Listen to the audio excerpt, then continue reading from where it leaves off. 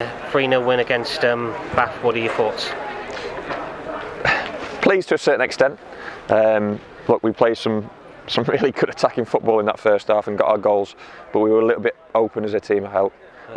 Against with no disrespect to Bath whatsoever, against a higher standard of opposition that had caused us more problems. We were a little bit like a game of basketball, and I'm a little bit old school defending myself, and we've got to take the middle of the pitch a bit better than we did in the first 20-25 minutes of that game. As pleased as I was with the attacking intent and the goals and the creativity, we had too many bodies top end of the pitch when we lost the ball, and like I say, against a better team would have been cut out tonight. But we certainly had a bit more structure from the half-hour mark onwards, and certainly second period it was a proper game of football. First half, like I say, it was a game of basketball. We just had more quality in the final third than the opposition. When we get to League Two football, it'd be a 50-50 split in terms of that respect. So we've got to be a bit more pragmatic in terms of the way we play our attacking style. But I know what I'm working towards, and I know I've got good players in that team. So pleased with another clean sheet. Pleased with the way the game finished with the young boys on the pitch. But as pleased as I was with Truro, I'm the same tonight. There's still room to work on. I suppose when you're looking at being a bit too open, that's a lesson that could become undone against Swansea in a week's time. Yeah, definitely. Look, we got Western-super-Mare Tuesday and Southend Wednesday and Swansea at the weekend, and it's a different level of opposition.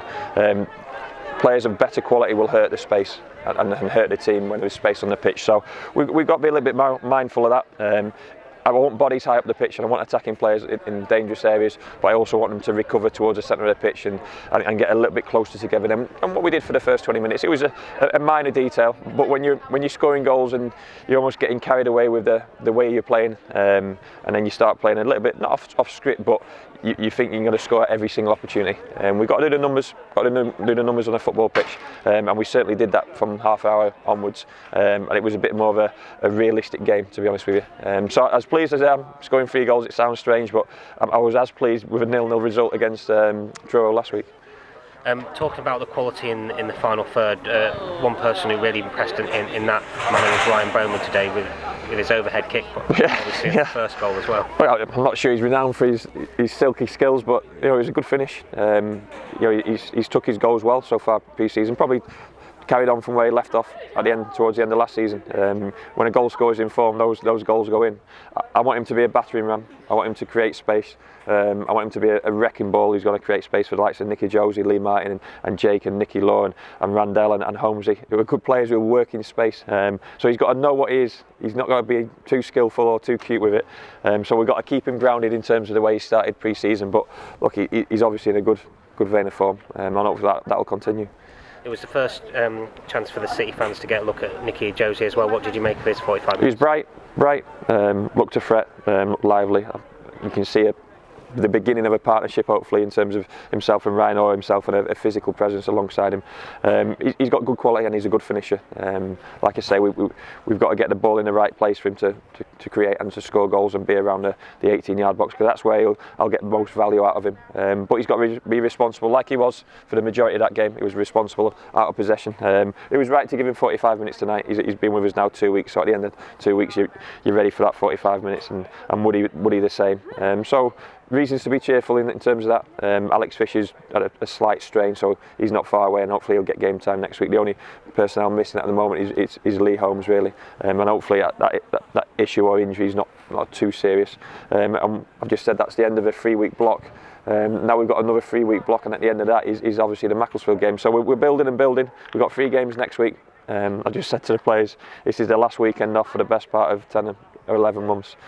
So spend it wisely, do what they need to do, enjoy the time off, be with the families, go out if they want to go out and play golf, do what they need to do. But like I say, it's going to be a long old slog from next week onwards. One other player I wanted to touch on, Alex Hartridge, who you got a look at against Exeter City.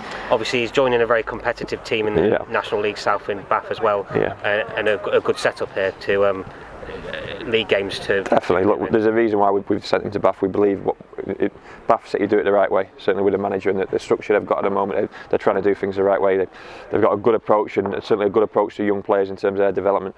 We wouldn't have sent Alex out on loan to this level unless it was this club, which is a testament to this club, but also the fact that we think they'll be challenging towards the top end of their league, and we want Alex to play a part in that. He'll be there for a few months to start with, and then we've got to assess it. If Tom Parks, Dean Moxey and Craig Woodman and Jack Sparks I think come back in such good form, then obviously they kept Alex around within the first team, but he's still very much part of it, still training with us on a daily basis, but it just means he's guaranteed, well, hopefully guaranteed game time at the weekends. He had a difficult night tonight. He had Ryan and Nicky all around him in the first half, and then he had Randell running against him in the second half. So in terms of debuts, that's a pretty tough one, but he's a good player, and we've got high hopes for Alex. Like I say, this loan move is going to be important for him.